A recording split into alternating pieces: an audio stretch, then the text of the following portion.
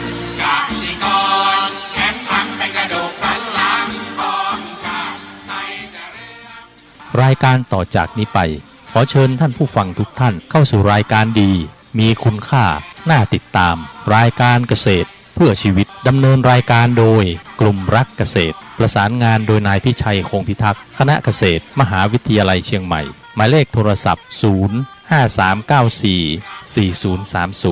ขอเชิญทุกท่านติดตามรับฟังได้ณบัดนี้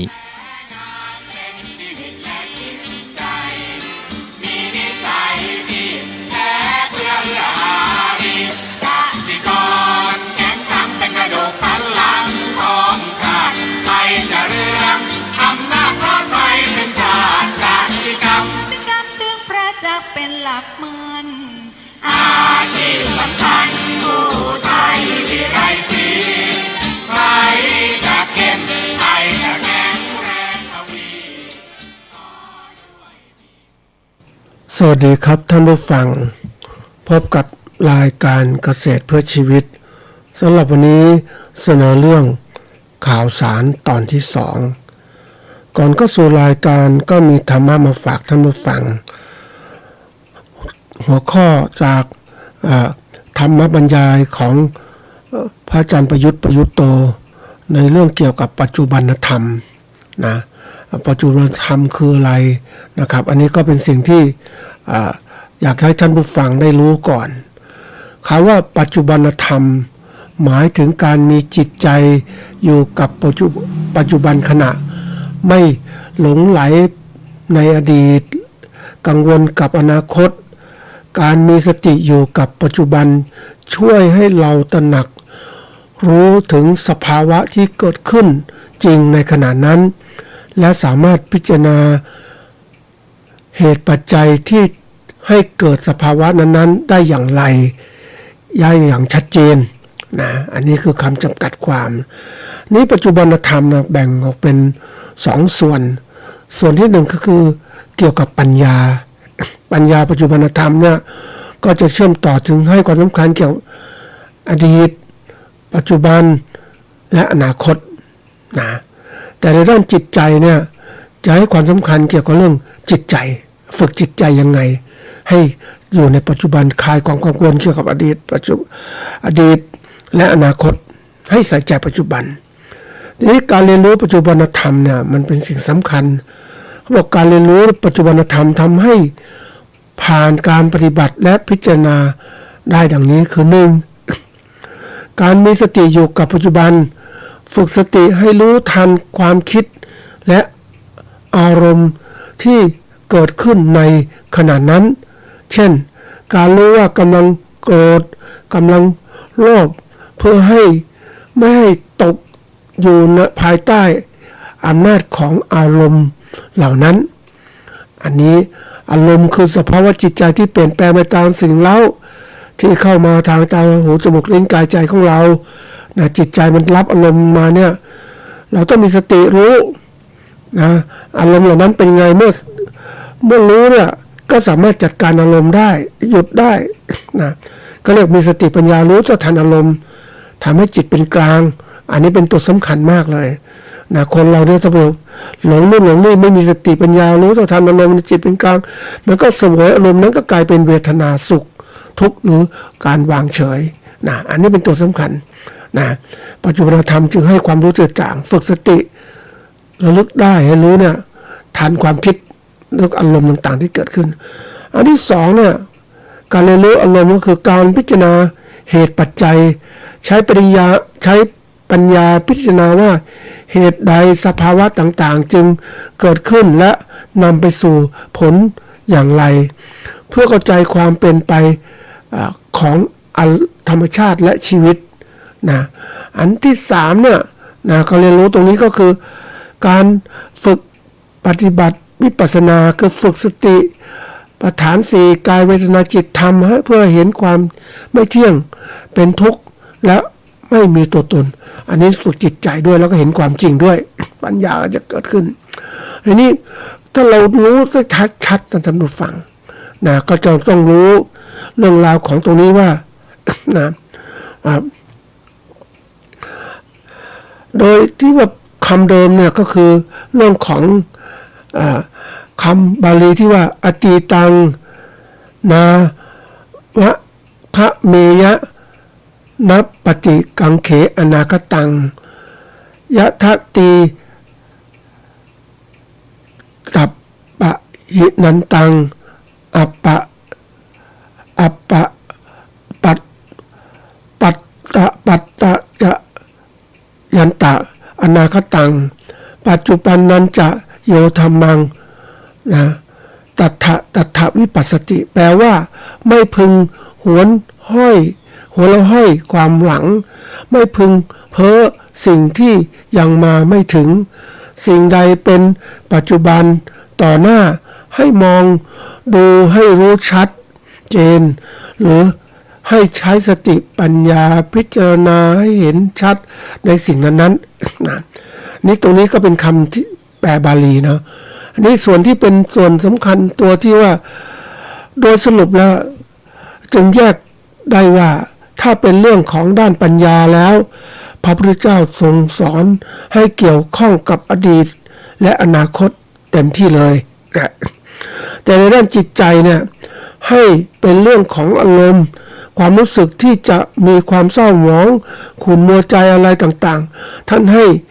ไม่ให้หวั่นไหวตามนะอันนั้นก็จะบอกว่าสรุปพระเจ้าว่าสอนเรื่องของการทั้ง3คืออดีตปัจจุบันอนาคต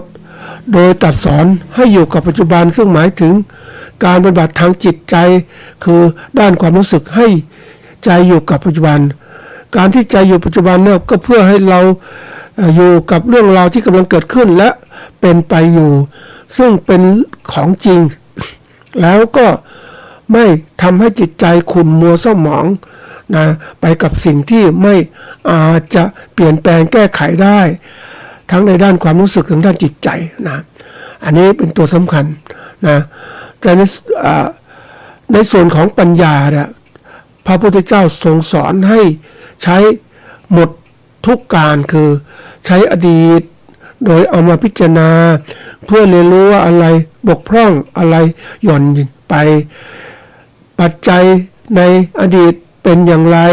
แล้ววางแผนเตรียมการเพื่ออนาคตโดยจัดการป้องกันแก้ไขและตรวจและสร้างสรรค์ปรับปรุงให้เจริญงอกงามยิ่งขึ้นไปนะอันนี้ก็เป็นสิ่งสำคัญว่าพระพุทธเจ้านั้นก็ให้สอนแบบที่หนึ่งก็คือว่ามีปัญญาถ้าเราจะใช้ปัญญาก็ต้องพิจารณาอดีตอนาคตนะทำยังไงปรับยังไงให้ปัจจุบันดีใช้ปัจจุบันเป็นตัวทำแต่ในด้านของจิตใจแล้วก็ต้องใส่ใจปัจจุบันเพื่อจะคลายความว่าอดีตและปัจจุบันและอดีตและอนาคตเนี่ยเป็นสิ่งที่จับต้องไม่ได้นะมันเป็นเรื่องของความที่ว่ายังอดีตแก้ไขไม่ได้อนาคตก็ยังมาไม่ถึงเพราะฉะนั้นอยู่กับปัจจุบันเนี่ยเป็นสิ่งสำคัญมันต้องใช้ปัญญาการที่จะทำอะไรต่างๆเนี่ยปัญญาแปลว่าความรอบรู้ปฏิบัติต่ออดีตปัจจุบันอนาคตจะรู้อย่างไรแยกแยะให้ดีแล้วก็จิตใจก็อยู่กับปัจจุบันนี่แหละนะอันนี้เป็นธรรมะที่มาฝากเพราะว่าหลายคนเนี่ยนะไม่ใส่ใจเลยบางทีอดีตก็ไม่ใส่ใจอนาคตก็ไม่ใส่ใจอยู่ปัจจุบันมันได้จิตใจแต่เราต้องรู้ว่าอดีตอนาคตมันจะเกี่ยวข้องกับปัญญาของเราก็เรียนรู้มาเราก็ใช้มันเป็นนะแล้วมันก็ทำให้เรานั้นสามารถวางแผนการใช้ชีวิตที่ถูกต้องมากขึ้นนะก็เป็นสิ่งที่สำคัญก็อยากจะให้ท่านผู้ฟังนั้นลองพิจารณาดูเพราะว่าเราเองเนี่ยก็จะตกอยู่ในสภาวะที่อยู่กับปัจจุบันนะเราก็ต้องพิจารณาใช้ปัญญาด้วยนะนี่มันก็ถึงตัวนึงว่าไอ้ตัวนึงคือเรื่องของว่าข้อมูลข่าวสารวันนี้ก็เป็นข้อมูลเป็นข่าวสารตอนที่2ย้อนความนิดนึงข่าวสารคืออะไรข่าวสารคือข้อความที่ส่งมาให้รู้เรื่องกันนะส่งให้รู้เรื่องกันทีนี้ข่าวเนี่ยจะแน่นอนว่าเป็นคำบอกเล่าเรื่องราวนะซึ่งโดย ปกติมักเป็นเรื่องเกิดขึ้นในหรือเป็นสิ่งที่น่าสนใจจึงบอกกล่าวคำบอกกล่าวคำเล่าลือก็เป็นข่าวสารทีนี้เราต้องมีคำหนึ่งที่ว่าข่าวกรองแต่ว่าเป็นคำนามแปลว่าข่าวที่ได้รับการตรวจสอบหลักฐานแล้วว่าเป็นข่าวสารที่น่าเชื่อถือเนี่ยอันนี้ก็ต้องมีการกรองจะหวังหน่วยงานมากรองคนอื่นมากรองมันอาจจะไม่ถึงความจริงก็ได้เราเองต้องเป็นผู้กรองข่าวสารนั้นด้วยก็คือเราต้องจะกรองได้อย่างไรก็ต้องเป็นผู้ที่มีสติปัญญารู้ต่อทันเรื่องราวต่างๆว่ากรองมันขึ้นมาไม่ใช่ตกใจต่างๆเราข่าวลือมาแล้วก็เชื่อเขาหมดอันนี้มันไม่ได้ท่านผู้ฟังเพราะว่ามันต้องเขาเรียกว่าต้องรู้จักพิจารณาแยกข่าวสารออกไปข่าวสารไหนดีข่าวสารไหนไม่ดีก็ทิ้งมันไปเอาดีๆมาพิจารณาดูนะเพราะว่าโลกปัจจุบันเนี่ยเราอยู่ในโลกของข้อมูลอาจจะข้อมูลด้วยข่าวสารด้วยข้อมูลคือสิ่งที่เขาส่งมาเป็น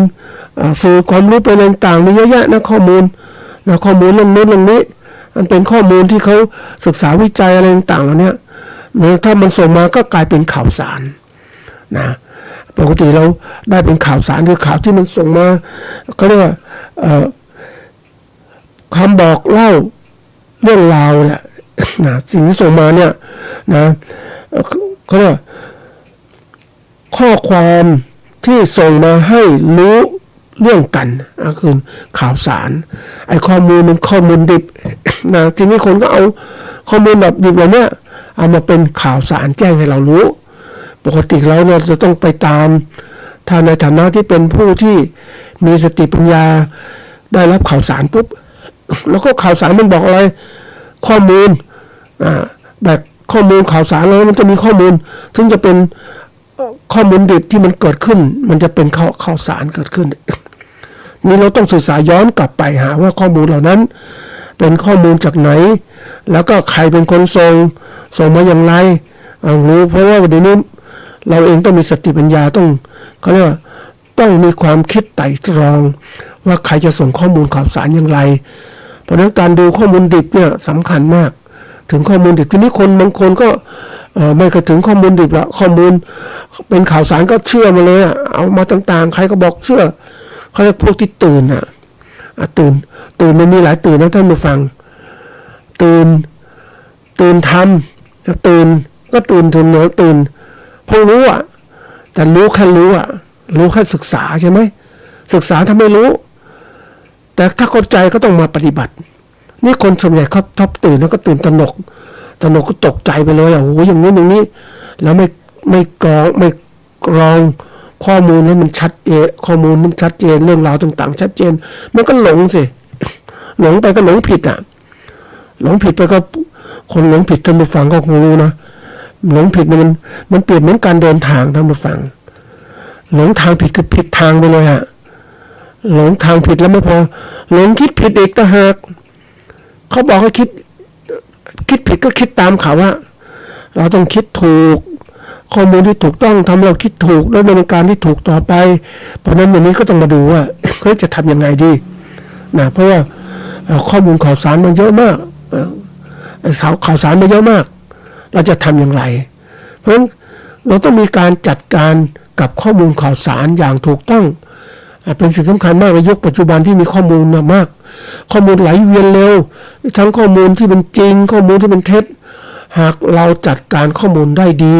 จะช่วยเราสามารถวางแผนตัดสินใจและดำเนินการไปในทางที่มีประสิทธิภาพมากขึ้นการมีข่าวสารสำคัญนะท่านผู้ฟังเพราะเราจะเรียนรู้จากห้องเรียนนั้นไม่พอเพราะเราจบมาแล้วจบจากผู้สอนที่มีครูสอนมีเดี๋ยวนี้มีจนแบบตำราก็ยังมีสอนเราอ่านก็จะรู้นะอันนี้ที่ข้อมูลมันมามากข่าวสารมามากทางอินเทอร์เน็ตทางมาเรื่องของสมาร์ทโฟนต่างๆมันมีมากเราต้องรู้จักในการศึกษาและพิจารณาอย่างรอบคอบมันถึงทำให้เรานั้นได้ข้อมูลที่เป็นจริงหาแหล่งข้อมูลที่ถูกต้องมันก็ทำให้เรานั้นนำมาใช้ประโยชน์ได้นะ ที่นี่หลักการจัดการข้อมูลข่าวสารมันมีหลักอย่างถูกต้องต้องมันมีหลักอยู่แล้วอะเพียงแต่ว่าเราจะคำว่าหลักเนี่ยมันเป็นตัวที่มันสาระประโยชน์อะนะเราต้องรู้จักนำหลักต่างๆมาไม่ใช่ว่าการที่เรียนรู้ข่าวสารรู้ข่าวสารด้วยอารมณ์มันไม่มีอารมณ์เนี่ยมันสภาวะจิตใจที่เปลี่ยนแปลงสิ่งเรามันก็เกิดขึ้นคนที่ส่งข่าวสารปลุกระดมต่างๆมันมีมากหายตื่นนู่นตื่นนี่ตื่นสงครามตื่นเศรษฐกิจต่างๆโอ้จะลำบากเหมือนสมัยก่อนนะมาฟังนึกถึงไอ้ตัวนี้เนี่ยมันสิ่งที่มันเกิดขึ้นตอนที่โควิดระบาดเนี่ยแน่นอนว่ารัฐบาลก็ตื่นตระหนกทำไงจะส่งข่าวสารให้ประชาชนรีบฉีดวัคซีนโดยเร็ววัคซีนใครไม่ฉีดไม่ได้ไปประชุมที่ไหนไม่ได้ไกลเดินทางก็ไม่ได้ต้องฉีดวัคซีนอันนี้ความตื่นตระหนกเหล่านี้มันไม่ได้กรองนะมันไม่ได้กรองคนมันถูกบีบบังคับทีนี้วัคซีนนี้ฉีดนะถามว่าดีจริงหรือเปล่าไหนเขามีได้ไปคุยกับพวกเภสัชพวกพยาบาลพวกมีความรู้แล้วบอกวัคซีนจริงๆต้องทดลองมาแล้วหลายปีนะมันจะทำให้เรานั้นได้ความแม่นยำเกิดขึ้นแต่นี่เราเอาวัคซีนมาฉีดวัคซีนอะไรก็ช่วงนั้นเวลามันจำกัดนะโรคระบาดก็ต้องฉีดมันไม่ศึกษาใช้เวลาที่นานมากพอมันก็มีผลข้างเคียงเกิดขึ้นใช่ไหมนะแล้วถ้าเป็นวัคซีนเชื้อตายก็ว่าหนึ่งแต่เชื้อเป็นมันปรับปรุงมันมีบางผลก็เกิดขึ้นรอทีนี้ว่าถามเฮ้ยอะไรเกิดขึ้นล่ะวัคซีนเนี่ยพวกนี้ไม่ได้ผ่านการทดลองที่ยาวนานเข้าใจนะความยาวนานเนี่ยมันทำให้เกิดเขาเรียกของบางอย่างเนี่ยต้องมีการทดลองที่ยาวนานอ่ะมันจะทำให้มั่นยำมากขึ้นข้อมูลได้ดีมากขึ้นแต่มันเวลามันกันชันชิดท่านผู้ฟัง อะไรก็ได้มาฉีดไว้ก่อนนะให้คนสบายใจแต่ว่าเขาฉีดไปแล้วดีไม่ดีก็ว่าทีหลังเพราะว่าช่วงนั้นมันช่วงเร่งรัดการที่ตื่นตระหนกเหล่านี้เป็นตัวที่บอกว่ามันจัดการไม่ถูกต้องบางทีก็จะมีผลข้างเคียงที่เกิดขึ้นนะทีนี้เรามาดูข่าวสารเนี่ยอันนี้พูดถึงยกตัวอย่างนะเมื่อกี้จะจริงไม่จริงเนี่ยท่านผู้ฟังไปพิจารณาเองใครที่ฉีดแล้วเป็นยังไงบ้างนะฉีดแล้วมีผลข้างเคียงยังไงถ้าเรารู้นะมันจะเริ่มรู้แล้วมันคุมโควิดได้ไหมนะแล้วบางคนบอกโควิดมันไม่มีอะไรโควิดมันก็เชื้อมันก็แข็งขึ้นมันก็อ่อนลงเรื่อยๆแต่ถามว่ามันยังมีผลข้างเคียงไหมมันย่อมจะมีนะท่านผู้ฟังนะดูเอาเองนะทีนี้มาดูว่าเรามีข่าวสารมากมายทีเดียวเนี่ยเราจัดการข้อมูลข่าวสารมันมีหลักการอย่างนี้ข้อที่หนึ่งต้องดูความถูกต้องตรวจสอบแหล่งที่มาข้อมูลเชื่อถือได้หรือไม่นะข่าวสารมันต้องมีข้อมูลที่เบื้องต้นเดี๋ยวนี้ข้อมูลหลอกมันก็เยอะมันแหล่งข้อมูลสืบไปไม่เจอยังนึกถึงแม่คำมันน่ากลัวนะแหล่งข้อมูลที่ถูกต้องนะยกตัวอย่างข่าวสารมันคือตอนไปเขมรก็ไปพบกับพวกที่กระโหลกของผู้ตายเยอะแยะไปหมดเลยเขาบอกช่วงนั้นคนก็ถูกฆ่าตายประมาณสักเกือบ 2-3 ล้านคนนะข้อมูลไม่ไปเช็คดูกันแล้วกันทีนี้ก็ได้คุยกับผู้ที่มีอำนาจคนหนึ่งก็ทำไมเขาถึงฆ่ากันอย่างเงี้ยเพราะว่าระดับผู้ปฏิบัติการเนี่ยก็คือคนด้วยกันนั้นน่ะเป็นทหารเป็นอะไรแล้วแต่เขาได้รับคำสั่งนะให้จับพวกเนี้ยไปเข้าสัมมนาไอ้คำว่าเข้าสัมมนาของเขาเนี่ยก็คือไปฆ่าอบรมและฆ่าทิ้งเถอะเพราะเป็นผู้ที่ขัดขวางนะมีความคิดหัวเก่าอย่างเนี้ยเพราะฉะนั้นไอ้ข่าวสารรับมาก็รับมาไอ้คนล่างก็เป็นทหารเป็นผู้ปฏิบัติการก็ไม่รู้ฉันตามคำสั่งทีนี้ก็สืบต่อไปว่าเฮ้ยคำสั่งนี้มาจากไหนนะคำสั่งนี้มาจากไหนก็บอกว่ามาจากข้างบนอาจจะเป็นพวกรัฐบาลพวกอะไรเจ้านายสั่งมาเนี่ยก็ตามอีกเจ้านายสั่งเป็นใครที่สุดก็ไม่มีตัวตนนะท่านผู้ฟังมันมาได้ยังไงไม่รู้ก็ปรากฏว่าไม่มีใครสืบต่อเพราะสืบไปแล้วมันจับตัวไม่ได้ไอ้คนสั่งการใหญ่ๆมันคือใครแต่ว่าประชาชนเขมรถูกฆ่าตายไปเยอะมากอันนี้ตัวอย่างข่าวสารที่สุกส่งออกมามันเปลี่ยนแปลงมันหาต้นต่อไม่ได้แต่ไอ้คนที่เป็นรับมาก็ เชื่อมั่นเจ้านายสั่งก็ต้องทำตามสั่งเพราะนั้นวันนี้ที่บอกว่าข้อมูลข่าวสารข่าวสารเนี่ยต้องสืบต่อหาข้อมูลไม่ใช่ทำไปในที่ว่าไม่รู้แต่ว่าทหารลดน้อยหรือว่าผู้ดำเนินการเนี่ยไม่รู้ก็ถูกรับตามคำสั่งก็ฆ่าคนก็ตายก็จำนวนมากก็ไปฝังนะเขาเรียกkilling field นั่นแหละสนามที่เป็นผู้ที่ฆ่าตายเยอะแยะไปหมดเนี่ยแล้วก็กระโหลกก็นำมาที่วัดที่ไปดูเต็มไปหมดเลยท่านผู้ฟังนี่คือตัวอย่างโศกนาฏกรรมของคนฆ่าก็ไม่รู้ว่าใครสั่งไอ้คนถูกตายก็ตายฟรีท่านผู้ฟังเรียกร้องความยุติเป็นธรรมไม่ได้เพราะนั้นวันนี้เราต้องอยู่ในโลกข้อมูลสารต้องรู้เหมือนกันนะระดับที่ถูกสั่งเป็นใครข้อมูลต้นตอมาที่ไหนไม่ใช่รับไปอย่างเงี้ยแล้วก็ที่สุดมันก็เป็นความทุกข์ยากของคนทำมาเรื่อยด้วยความจริงว่ามีใครไม่มีตัวตนนะรับมาเรื่อยๆก็ความทุกข์ใจของคนที่รับคำสั่งมาฆ่าเนี่ยน่าคิดนะแต่ว่าเป็นตัวอย่างที่ดีมากเลยอ่ะนะนี่คือประเทศเขมรที่เขาช่วงการเปลี่ยนแปลงเนี่ยเพราะนั้นเราเองในช่วงนี้ต้องคิดหนักเวลาจะรับข้อมูลจะรับข่าวสารได้ต้องหาแหล่งข้อมูลไม่ใช่ว่าไม่มีใครไม่มีตัวตนแต่คนมันเปลี่ยนแปลงมันดีว่าอย่าทำเป็นอะไรอ่ะนึกถึงถ้าหมาเนี่ยนะมันหดอดไม่ได้นะหมามันเป็นสัตว์กับเจ้าของเจ้าของเลี้ยงหมา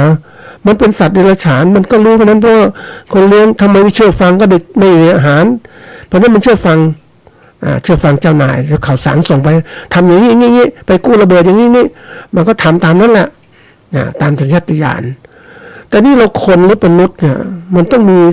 เขาเรียกมีสติปัญญารู้เท่าทันเขาสั่งอะไรใครสั่งยังไงมันจริงมันควรจะทำไหมบางอย่างมันต้องหาข้อมูลนะไม่ใช่รับแต่ข่าวสารสั่งไปอย่างเงี้ยไม่มีที่มาที่ไปไม่ได้มันเสียหายนะอันนี้ก็ต้องคิดเหมือนกันนะท่านผู้ฟังพิจารณาไว้นะบางทีรัฐบาลบอกทำนี้ใครสั่งมารัฐบาลสั่งใครเป็นคนสั่งแล้วข้อมูลข่าวสารมันดีไหมมันถึงข้อมูลไหมอันนี้เป็นเราต้องการความถูกต้องนะท่านผู้ฟังอันถัดมาคือว่าหลีกเลี่ยงการใช้ข้อมูลที่ไม่มีการนั่งอิงหรือมาจากนิรนามไม่มีชื่อเหมือนที่เราเมื่อกี้มีชื่อแต่ก็ฆ่าคนไปแล้วหมดเป็นล้านเนี่ยใช่ไหมนะอันนี้ต้องความถูกต้องโลกปัจจุบันต้องถูกต้องนะอย่าหลงนะท่านผู้ฟังหลงผิดต่างๆทั้งหมดเลยมันก็น่ากลัวนะเพราะฉะนั้นวันนี้เราต้องดูข้อมูลว่าถูกต้องไหมเหมือนรัฐบาลบอกปลูกมันสำปะหลังปลูกยางพาราดีแหล่งข้อมูลจากไหนมันดียังไงมีจริงเป็นรัฐบาลเอาข้อมูลมาหลอกคนหรือเปล่าต้องคิดละนะอันถัดมาคือเรื่องสำคัญคือความทันเวลาทันเวลาเวลาสำคัญมากเราช่วงไหนข้อมูลอย่างไรนะข้อมูลคนเป็นปัจจุบันตรงกับช่วงเวลาที่นำไปใช้งานแล้วข้อมูลล้าสมัยอาจจะเป็นการตัดสินใจที่ผิดพลาดยุคปัจจุบันเป็นยุคที่ข้อมูลข่าวสารมีความสำคัญและรวดเร็วมากถ้าคุณตัดสินใจช้าเนี่ยหมดเลยนะเหมือนกับการเล่นหุ้นเขาบอกช่วงนี้เราแนวโน้มของหุ้นกำลังจะขึ้นถ้าเราซื้อช่วงนี้มันก็ขึ้นมันก็มีกำไรใช่ไหมเอาไปขายได้แต่ข้อมูลเราข้อมูลข่าวสารเขาเรียกว่าข่าวสารบอกว่าข้อมูลกำลังจะขึ้นแต่ไม่มีหลักฐานจะขึ้นมันยังไงมันมีแนวโน้มยังไงไม่มีการนั่งอิงเนี่ยซื้อไปจะข้อมูลลงหุ้นลงก็ได้นะขาดทุนเองเหมือนกันเห็นไหมมันทำให้เกิดการจะผิดพลาดเพราะนั้นยุคปัจจุบันเนี่ยเขาต้องการข้อมูลที่ทันเวลาข้อมูลอดีตเนี่ยมันไม่ทันแล้วเดี๋ยวนี้ต้องปัจจุบันทันเวลาเขาคิดโลกมันเปลี่ยนอย่างนี้ก็บอกสถานการณ์เศรษฐกิจของโลกจะเป็นยังไงเราก็พิจารณาข้อมูลให้มันจะเป็นอย่างนี้นะเหตุการณ์ข้างหน้าอย่างนี้ขาขายอย่างสมมติว่าที่พูดถึงเรื่องข้าวเนี่ยเพราะว่าข้าวเนี่ยอินเดียส่งออกข้าวมาขายแข่งกับไทยเลยเราแต่ก่อนไทยก็เป็นเจ้าแรกๆนะก็ระดับ1 ระดับ 2ที่ส่งข้าวแต่อินเดียผลิตข้าวพอแล้วก็ส่งข้าวออกมานอกประเทศขายถูกกว่าเราอีกแม้คุณภาพข้าวไม่ดีเมื่อไหร่ก็ขายแย่งตลาดเราทำยังไงข้อมูลออกมาแล้วเนี่ยมันเริ่มแล้วผู้ซื้อลูกค้าที่ซื้อข้าวจากประเทศไทยก็จะไม่ซื้อข้าวไปซื้อข้าวอินเดียมันถูกกว่าเขาประหยัดแล้วผลิตข้าวมาเยอะๆเนี่ย เราต้องการส่งออกแล้วคนไทยก็กินข้าวระดับหนึ่งเท่านั้นทำยังไงดีนั้นข้าวก็ตกต่ำราคาข้าวตกต่ำข้าวเปลือกตกต่ำใช่ไหมมันก็เตือนชาวนาที่ผลิตมาโดยไม่รู้ตลาดจะเป็นยังไงใช่ไหมนะมันต้องคิดแล้วเดี๋ยวนี้การผลิตมาก็รู้ว่าเฮ้ยมันเป็นยังไงบ้างในวงการสินค้าเกษตรต้องสำคัญนะข่าวสารเรานี้ต้องค้นเป็นลึกเราจะเห็นว่ามันแนวโน้มเปลี่ยนแปลงเราดูแนวโน้มก็ได้คือบางครั้งข้อเท็จจริงมันอาจจะช้าแต่แนวโน้มแล้วแต่ละช่วงเวลาที่ทำนาอย่างภาครัฐเนี่ยเขาจะมีหน่วยงานสำนักงานเศรษฐกิจเกษตรก็จะกองข้อมูลเหล่านี้กระทรวงพาณิชย์ก็บอกอย่างนี้เราต้องรู้ละเหมือนทุเรียนไทยเหมือนกันนะท่านผู้ฟังนะโอ้ตัวก่อนโอ้ดีของจีนรับซื้อเยอะแยะเลยโอ้ดีมากๆเลยไปเจอเกษตรกรผู้ปลูกทุเรียนที่ระยองก็ปลูกขยายพื้นที่ริมทะเลก็ปลูกอีกเพราะว่าทุเรียนกำลังขายดีมากโอ้มันแพงดีรายกำไรสูงมากเลยแล้วมันไม่ได้ดูแนวโน้มว่ามันจะข้างหน้าจะเป็นไงทุเรียนมากจะทำยังไงจีนก็เลยหาทางกีดกันนะเพราะว่าจีนไปส่งเสริมการผลิตทุเรียนที่อื่นนะจะซื้อทุเรียนเมืองมาขายมันก็เดินมาว่าลูกเลี้ยงกับลูกแท้ๆตัวเองเป็นยังไงเราเป็นลูกเลี้ยงนะไม่ใช่ลูกแท้ๆของจีนแท้ๆของนักลงทุนจีนไปส่งเสริมผลิตทุเรียนที่ประเทศอื่นแต่ผลงานของคนของเขาเขาต้องซื้อทุเรียนของเขาใช่ไหมจะมาซื้ออย่างนี้นะมันก็เป็นตัวอย่างเพราะนั้นการที่ศึกษาข้อมูลไม่ทันเวลาก็ต้องพยายามเป็นคนที่ว่าเกษตรกรก็ต้องรู้ข้อมูลต่างๆมากขึ้นข่าวสารไปยังไงมันจะเปลี่ยนแปลงยังไงบ้างไม่ใช่ทำไปไม่ดูทิศทางตลาดมันลำบากแล้วไปเชื่อพ่อค้าบอกทำนี้เลยผลิตอย่างนี้เลยนะอันนี้เป็นตัวอย่างแหละนะครับยิ่งในวงการที่ไปเห็นมาเนี่ยท่านผู้ฟังเกษตรกรเนี่ยเอาแต่ได้นะคืออะไรดีมันเอาคืออะไรดีทำหมดเลยเห็นดีเฉพาะหน้าไม่ได้เห็นดีข้างหน้าเพราะว่าอาจจะตาสั้นหรือมองไม่ไกลพอข้าบอกว่าทำการผลิตสินค้าแบบนี้เลยคุณภาพไม่ดีก็ไม่เป็นไรฉันมีโรงงานแปรรูปคุณทำมาเลยทำไปปรากฏว่าพอค้าขายซื้อสินค้าราคาถูกไปขายแล้วกำไรก็มากใช่ไหมแต่รู้ว่าพวกรู้มากเขาเนี่ยเฮ้ยเขาไม่ซื้อแล้วทีนี้ตัวอย่างเรื่องจริงนะท่านผู้ฟังน้ำผึ้งปลอมในประเทศอังกฤษมากเอาจริงเขาก็กลัวเกิดความปั่นป่วนมากเลยว่าคนไม่อยากกินน้ำผึ้งแหละเพราะว่ามันของปลอมเต็มตลาดประเทศไทยเป็นไงบ้างคนพวกก็เริ่มรู้แล้วเนี่ยเพราะฉะนั้นผู้ผลิตที่ทำไม่ดีปุ๊บมันก็เดือดร้อนสิเพราะตอนสมัยนั้นก็ทำตอบสนองต่อพ่อค้าบอกทำนี้ก็ได้อย่างนี้ก็ได้น้ำตาลผสมก็ได้ใส่ไปเลยนะสินค้าขายได้แต่ทีนี้เริ่มแล้วคนเริ่มรู้แล้ววิกฤตการเกิดขึ้นขายน้ำผึ้งได้ราคาไม่มากราคาตกต่ำเพราะมันขายไม่คล่องตัวทำปลอมไปแล้วคนก็ไม่ซื้ออีกตอนนี้อะไรเกิดขึ้นของแท้ทำขายไปก็ขายไม่ได้เพราะคนมันมั่นใจว่ามันไม่มาดีแล้วมันไม่ดีแล้วเห็นไหมก็ไม่มีใครซื้อนี่คือความที่ผิดพวกไม่มีข่าวสารที่ถูกต้องนำไปสู่เส้นทางที่ถูกต้องมันก็เลยผิดกลายเป็นว่าเกษตรกรผู้เลี้ยงผึ้งก็หดตัวลงนะหดตัวลงพยายามจะประคับประคองให้อยู่ได้แต่ผลิตไปแล้วขายไม่ได้ราคาก็ขาดทุนนี่เดี๋ยวนี้มาตรการอังกฤษมันดีไม่อีกมันก็ชี้แจงคนก็เริ่มฉลาดมากขึ้นแล้วประเทศไทยมีปลอมไหมเอาเลยสิเริ่มสืบเพราะประเทศไทยทำน้ำปลอมเยอะมากไอ้พวกสินค้าน้ำผึ้งเดือน5นี่แหละนะปลอมไปหลอกพระหลอกอะไรต่างๆเหล่านี้เยอะมากเลยเพราะนั้นจะบอกว่าจริงราคาถูกขนาดนั้นเหรอมาของจริงแล้วต้นทุนมันสูงนะกิโลละ70 บาทขึ้นไปนะอันนี้แล้วคุณภาพมันก็เป็นอย่างนี้แต่ของปลอมเนี่ยถูกกว่าแล้วมาขายหลอกเทียบราคาถูกราคาจริงไปอีกหลอกไปอีกต้องพิจารณานี่เขาเริ่มรู้กันแล้วเนี่ยข้อมูลต้องความทันสมัยของข่าวสารต้องทันเวลาถัดมาคือความสมบูรณ์ของข้อมูลข้อมูลควรมีรายละเอียดเพียงพอไ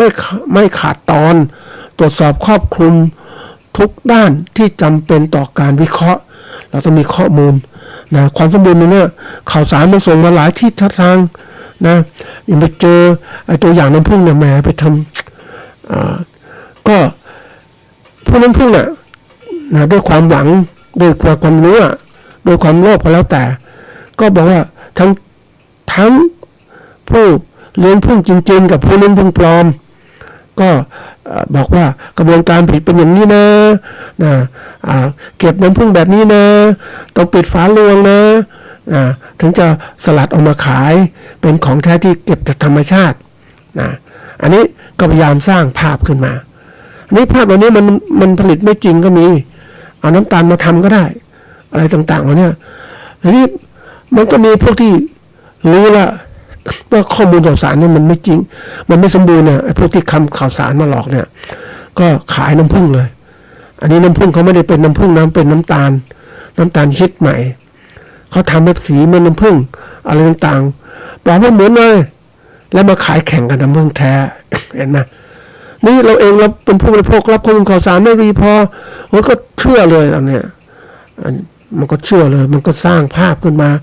มันคนที่มันหลอกลวงมันเก่งในการสร้างภาพนะทำเป็นตัวผู้เลี้ยงผึ้งอะไรต่างๆแล้วเนี่ยมันมาขายน้ำผึ้งอย่างเงี้ยเนี่ยความสมบูรณ์เราสามารถสอบถามได้ว่าเฮ้ยเอาตัวอย่างนะท่านผู้ฟังอันนี้ตัวอย่างของจริงนะเพราะว่ามันแต่งตัวผู้ขายน้ำผึ้งเนี่ยแต่งตัวเป็นเหมือนเจ้าที่ป่าไม้เลยนะก็บอกว่าโอ้นี่เขาอาชีพเสริมเขาไปล่าผึ้งป่ามาขายนะมาจากป่าโน้นป่านี้เนี่ยเป็นน้ำผึ้งเดือน5เอามาขายพระเอามาขายโน่นผมเรียกหาบมาขายเนี่ยอย่างนี้คือทำตัวเหมือนทุกอย่างเลยราคาไม่ต่อลงมาได้ถ้าทำนี้ถูกๆอย่างเนี้ยแต่ที่แท้จริงเขาไม่ใช่คนเลี้ยงผึ้งหรอกเป็นคนที่ปลอมตัวมาขายน้ำผึ้งปลอมชิมมาแล้วนะเราจะรู้ว่ามันไม่ของแท้อันนี้ต้องคิดนะเพราะฉะนั้นความที่เราได้รับข่าวสารไม่ว่าข่าวสารที่ปรากฏส่งชัดมาหรือข่าวสารที่รู้จากความเป็นจริงที่คนก็มาทำอย่างนี้พูดอย่างนี้เขาพูดดีมากท่านผู้ฟังเวลาพูดหลอกลวงมันเก่งจริงนะทิกแซกมันจะรู้ว่าน้ำผึ้งแท้เป็นยังไงเนี่ยอันนี้ไหนพูดตรงนี้เขาฝากว่าน้ำผึ้งแท้เนี่ยมันจะต้องอะไรคือวิธีการตรวจสอบเนี่ยตามหลักการก็ว่าดูดมชิมนะดูดมชิมคนจะรู้เลยว่าแท้ยังไงถ้าผู้ที่ผ่านประสบการณ์ตรงนี้ก็จะรู้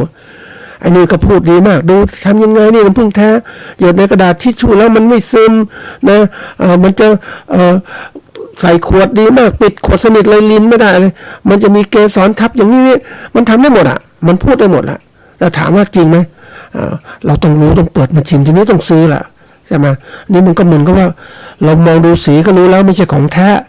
เราต้องหัดดูอ่ะเนี่ยเพราะเรารับข้อมูลไม่ชัดเจนน้ำผึ้งแท้ต้องผ่านกระบวนการนะเดี๋ยวนี้อย.ก็ยังไม่ใช่นะอย.ก็ช่วยรับประกันเท่านั้นแต่สำคัญคือตัวเราเนี่ยต้องรู้คือดูดมชิมให้เป็นชิมน้ำผึ้งแท้น้ำผึ้งปลอมก็รู้ดูคนขายก็จะรู้ถ้าเราสังเกตเป็นเพราะฉะนั้นข้อมูลต้องมีความสมบูรณ์ข่าวสารต้องสมบูรณ์ไม่ใช่ว่าเฮ้ยมาเงี้ยก็ส่งมาอย่างนี้ไม่ได้นะดีที่ต้องสมบูรณ์ความสม่ำเสมอเนี่ย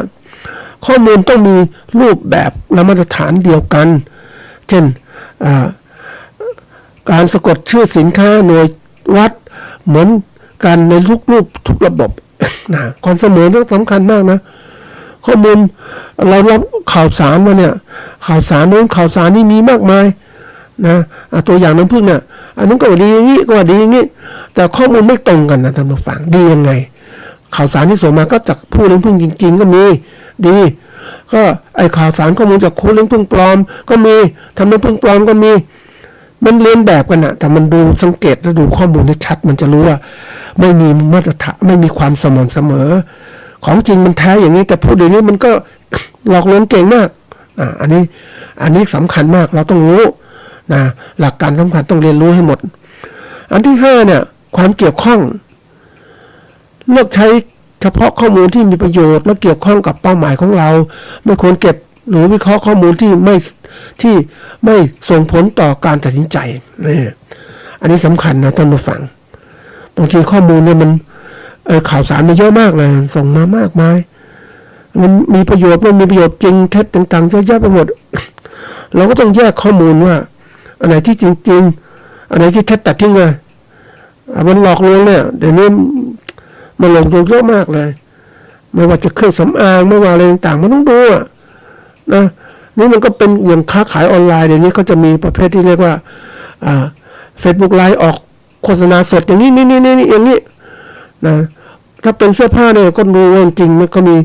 คือถ่ายให้ดูนะแล้วก็ถ้ามีผู้ที่เขารับประกันคือผู้ที่ส่งมาเนี่ยดีมากนี่ก็เป็นเครือข่ายรู้จักก็โอเคแต่บางครั้งรับมาข่าวสารออกมารับข้อมูลอย่างนี้มานะโอ้ยเขาโฆษณาอย่างนี้นี่ก็เชื่อเขาสั่งไปไม่เจอตัวตนไม่มีสินค้าส่งมาตามเป้าหมายทำยังไงนี่เรื่องยากยิ่งค้าขายออนไลน์นี่น่ากลัวมากนะแล้วบางทีสินค้าที่ส่งมาไม่ตรงเขาเรียกไม่ตรงกับปกประเภทข้างในมีแบบหนึ่งข้างนอกมีแบบหนึ่งอย่างเนี้ยข้างนอกมาตรฐานแสดงดูดีแต่ข้างในไม่ใช่เลยมันสิ่งที่น่ากลัวเพราะคนยุครุ่นใหม่เนี่ยเขาทำธุรกิจนะเขาฉกฉวยเร็วมากก่อนเราจะถึงของจริงเราก็ถูกหลอกแล้วคือไม่มีจรรยาบรรณนะท่านผู้ฟังอันนี้น่ากลัวเพราะนั้นต้องรู้จักว่าข่าวสารอะไรควรจะรับควรไม่รับยังไงเพราะว่ามันมีผลต่อการตัดสินใจของเรานะเราเป็นผู้ที่จ่ายเงินซื้อเนี่ยนี่ตัวสำคัญเราต้องรู้ว่าเป็นยังไงบ้างหรือเราเป็นผู้ที่ต้องการข้อมูลที่สำคัญข่าวสารที่สำคัญเราก็ต้องพยายามรู้นะศึกษามันให้ชัดเจนนะอันนี้เป็นหลักการนะที่บอกไว้ทีนี้มาดูวิธีการจัดการกับข้อมูลข่าวสารอย่างถูกต้องทำอย่างไรนะมันก็ธรรมดานะท่านผู้ฟังข้อที่หนึ่งคือการรวบรวม ข่าวสารนะปกติเราจะมาเป็นถ้ามันมีการรับข่าวสารเนี่ยมันจะมีรับอยู่สอง อย่างที่หนึ่งคือข่าวสารที่รับแต่ผู้อื่นเราชอบรับมากเลยเรารับคนอื่นก็ส่งข่าวสารนั้นแล้วก็รับอย่างนู้นอย่างนี้รับมาปุ๊บก็เรามากรองข้อมูลข่าวสารเขาแล้วก็เชื่อถือแล้วแต่เราเอาข้อมูลเขามาใช้อันไหนไม่ดีคัดทิ้งอย่างเนี้ยนี่คือเอาข้อมูลคนข่าวสารอื่นอันที่สองเนี่ยเป็นแบบที่เราทำเองข่าวสารที่เราอยากได้ก็ต้องทำเองมันมั่นใจกว่า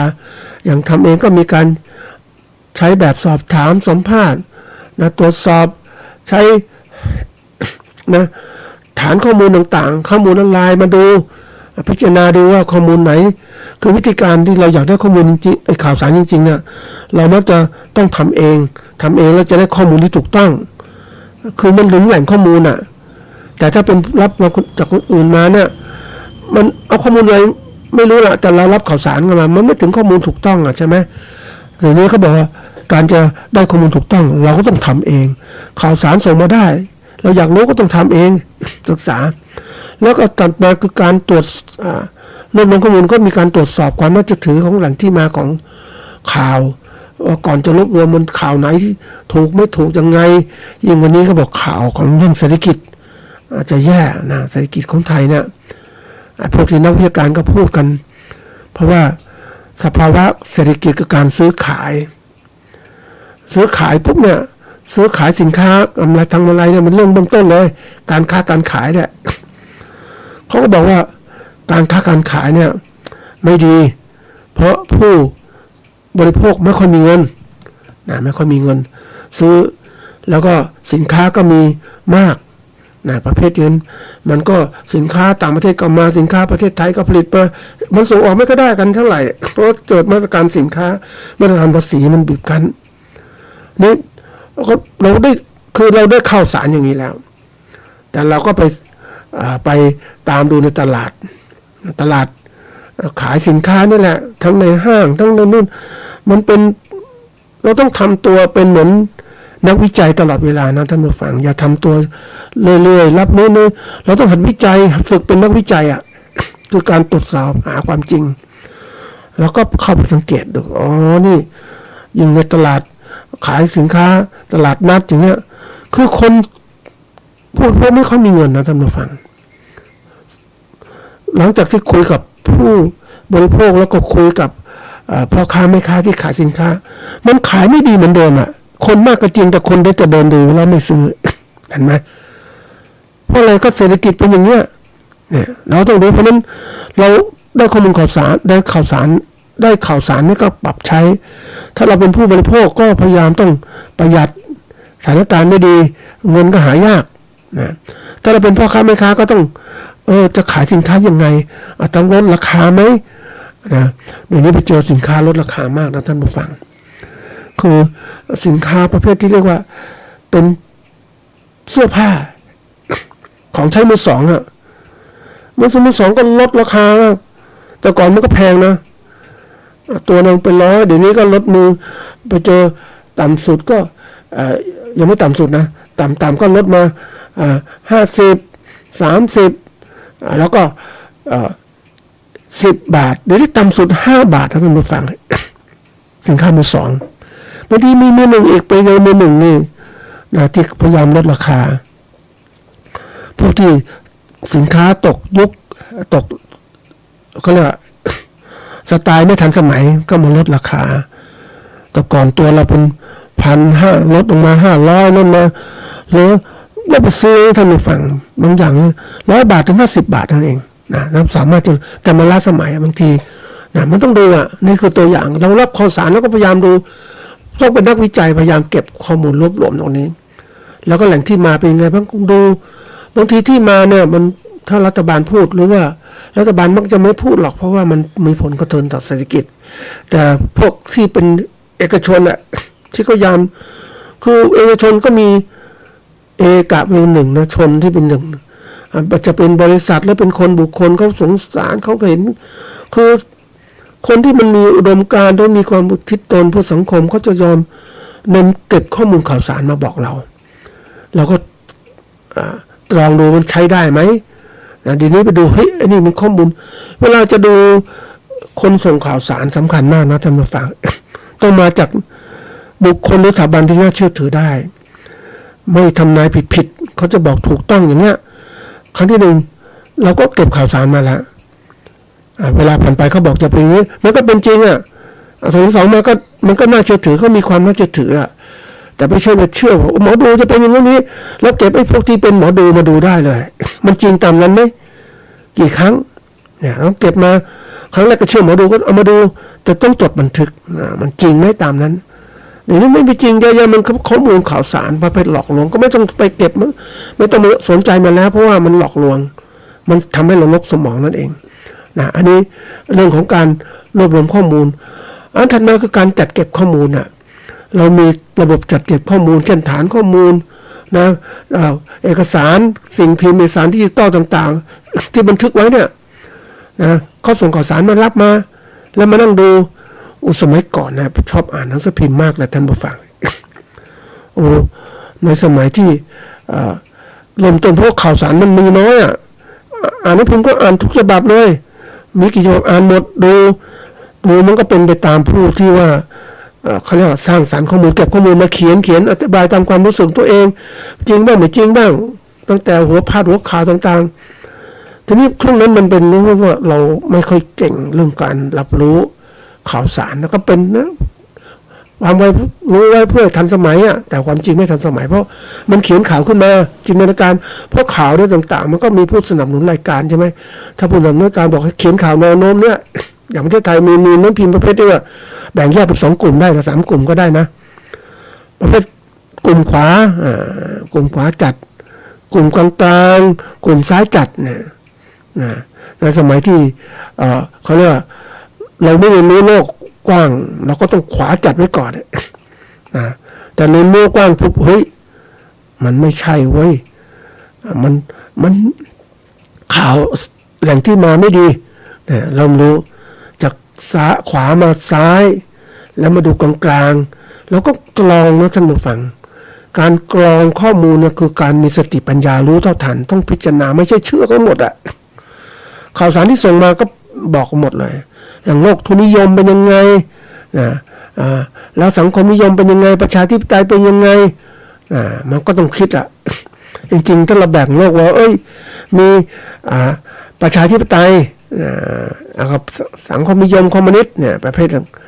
อันนี้แต่กลางๆอีกตัวนึงก็ทุนนิยมที่มันอยู่ไกลๆประชาธิปไตยแต่เป็นทุนนิยมเผด็จการก็มีแล้วแต่เลยน่ากลัวถ้าเรารู้เนี่ยเพราะฉะนั้นเราก็แบ่งข้อมูลต่าง แบ่งข่าวสารต่างๆเป็นหมวดหมู่เพื่อศึกษาและเข้าใจง่ายแล้วก็มาศึกษาว่าเฮ้ยนะเข้าสู่ขั้นตอนประมวลผลข้อมูลใช้โปรแกรมประเมินผลดูประมวลผลยังไงคือการสรุปวิเคราะห์ต่างๆตรวจสอบความถูกต้องวิเคราะห์ขึ้นมาไม่มีข้อมูลที่ซ้ำหรือขาดไปเราวิเคราะห์ก็จะรู้แล้วก็ขั้นตอนที่4ก็คือว่าการวิเคราะห์และตีความเราสรุปมาแล้วอย่างไปพบว่าเฮ้ยผู้บริโภคไม่เข้าใจเงินนะเดี๋ยวนี้เศรษฐกิจมันฝืดมากเลยนะแล้วก็ฝืดว่าข้าวของก็แพงอีกโอ้มันยังไงเนี่ยมันข้าวของแพงเงินเฟ้อแต่คนมันฝืดไม่มีเงินอีกเพราะนั้นเนี่ยแนวโน้มมันบอกแล้วถ้าเราศึกษาวิเคราะห์ไปเฮ้ยทางการนี้มันเศรษฐกิจจะแย่แล้วใช่ไหมข้าวของแพงอ่ะคือผู้ค้าขายมันค้าขายให้กับลูกค้าได้น้อยอ่ะเพราะนั้นต้องขยับสินค้าขึ้นมาถ้าทีนี้ถ้าสินค้าตัวเองผูกขาดได้ผู้บริโภคก็ต้องซื้อแพงเท่าไหร่ก็ซื้อแต่เดี๋ยวนี้มีคู่แข่งอีกอ่ะเพราะนั้นก็กดเข้าไปปรากฏท่านผู้ฟังก็คงเห็นว่าเดี๋ยวนี้ไปห้างต่างๆบางห้างก็ปิดตัวลงแล้วคนอยู่ไม่ได้มันอยู่ไม่ได้เพราะไม่มีกำไรอ่ะจะอยู่ยังไงอ่ะธุรกิจมันเกิดขึ้นอย่างเนี้ยเนี่ยเอามาการตีความคือวิเคราะห์ตามวัตถุประสงค์เราอยากรู้อะไรแนวโน้มตลาดเป็นไงจุดอ่อนจุดแข็งยังไงมันจะมีถ้าเราเก่งมากก็ทำกราฟขึ้นมาหรือว่าเพจที่บอกแดชบอร์ดคือเขียนตารางไว้วิเคราะห์เข้าใจง่ายยังไงเหมือนบางคนที่บอกว่าสมัยก่อนเนี่ยอันนี้เป็นเรื่องจริงนะท่านผู้ฟังน้ำท่วมอยุธยาชาวบ้านก็ไม่มีจดสมุดจดบันทึกข้อมูลหรอกแต่เขาให้ความสำคัญเขาก็จดปีนี้น้ำขึ้นระดับนี้เขาทำที่เสาบ้านเขานะท่านผู้ฟังเสาบ้านของเขาบ้านอยุธยาเป็นบ้านที่ยกสูงนะเพราะว่าเป็นแหล่งที่น้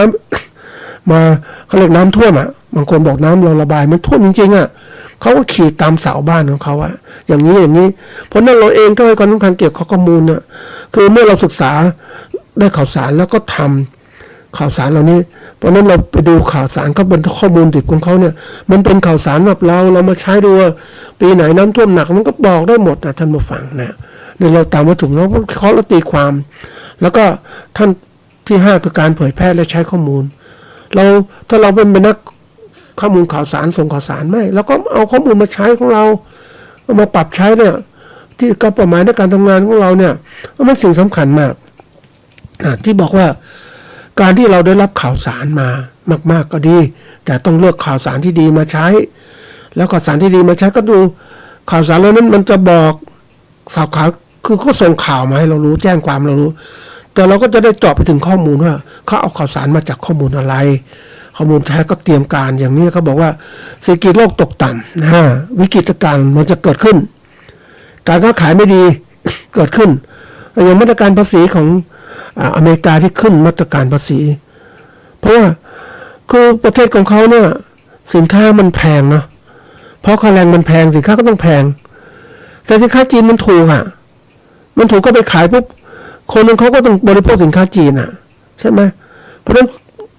อุตสาหกรรมในประเทศที่ผลิตสินค้าอยู่ไม่ได้ว่าจีนเดี๋ยวนี้การเปิดเสรีการค้าไม่ได้เพราะมันก็ทำจีนก็ส่งสินค้าถูกเพราะระบบจีนระบบข้อมูลระบบธุรกิจที่ว่าทำลายคู่ต่อสู้ได้หมดทุกระดับลดสินค้าก็ได้บีบบังคับก็ได้สินค้าจีนมาทำลายตลาดประเทศเราเยอะแยะไปหมดเนี่ยนี่ก็ตัวอย่างประเทศอเมริกาก็ขึ้นหลักภาษีของจีนเป็น200%เนี่ยสินค้าจีนในประเทศอเมริกาก็แพงขึ้นก็ขายไม่ได้ผู้บริโภคภายในประเทศก็มาซื้อสินค้าในประเทศของเขาเป็นตัวสำคัญของเขาแล้วก็จัดการประเทศจีนก็ผลิตสินค้ามาเยอะแยะเนี่ยจะขายส่งประเทศอเมริกาตั้งภาษีปุ๊บก็สินค้ามันเกิดขึ้นในจีนไปขายที่ไหนล่ะเอาขายประเทศอื่นยิ่งมาเพื่อเปิดเสรีการค้ากับประเทศไทยเขาค้าขายกับประเทศไทยเราก็เดือดร้อนดิสินค้าของเราขายไม่ได้ยังไม่เจอผลไม้จีนส่งมาเนี่ยโอ้เต็มไปหมดเลยแอปเปิ้ลสาลี่ต่างๆเยอะไปหมดเลยนะดีไม่ดีพืชผักมาแข่งกับเราอีกท่านผู้ฟังเอาทำยังไงเกษตรกรเราจะอยู่ได้ไหมอยู่ไม่ได้แล้วจีนนี่ยังข้าวยังไม่พอข้าวยังพอนะท่านผู้ฟังของเขาเนี่ยแต่วันหนึ่งเมื่อเขารวมหัวผลิตขึ้นมาเนี่ยข้าวราคาตลาดโลกสูงก็จะเตรียมการส่งสินค้ามาจำนวนมากทุ่มตลาดเห็นไหมมันต้องเราต้องรู้ข่าวสารมาตรการที่มันเดือดร้อนเนี่ยเขาทำยังไงมันมองเห็นเนี่ยเราเป็นคนที่สมมุตินะ เราเป็นเกษตรกรที่ผลิตข้าวเราเห็นการต่อสู้ของราคาข้าวเป็นไงการค้าการขายเป็นยังไงแล้วศึกษาจากข่าวสารที่ส่งมาไปถึงข้อมูลดิบที่มันเกิดขึ้นว่าเฮ้ยข้อมูลนี้จีนส่งข้าวรับข้าวบางส่วนนะอินเดียส่งข้าวขายทั่วโลกเลยเนี่ยไหมเราทำยังไงดีไหมเราต้องมาเอาข้อมูลเหล่านี้เมื่อเราได้ข่าวสารเอาข่าวสารเราเนี่ยมันถึงข้อมูลที่แท้เราเช็คทดสอบแล้วเราก็นำมาปรับใช้ เพราะฉะนั้นการศึกษาหลักการและวิธีการศึกษาข้อมูลที่ถูกต้องเป็นศึกษาข่าวสารที่ถูกต้องเป็นสิ่งสำคัญมากยิ่งโลกปัจจุบันก็เปิดเรื่องศึกษามากเพื่อได้รับข่าวสารได้มากก็รับไปแต่ไหนไม่ดีก็ตัดทิ้งเราก็เลือกข้อมูลถูกต้องมาใช้เอาเตรียมการเพราะว่าถ้าเราไม่ปรับตัวนะท่านผู้ฟังไม่มีการตื่นตัวในเรื่องเหล่านี้เราจะลำบากมากแล้วมันเป็นเกษตรกรเราผลิตข้าวไปขายแต่ขายไม่ได้แล้วก็ขาดทุนเห็นไหมนี่ตัวอย่างเราต้องหัดเป็นนักที่เขาเรียกรับข้อมูลข่าวสารนะเรามากรองแล้วมาเลือกแล้วนำข่าวสารถูกต้องมาใช้ก็จะเกิดประโยชน์ต่อเรานะฝากไว้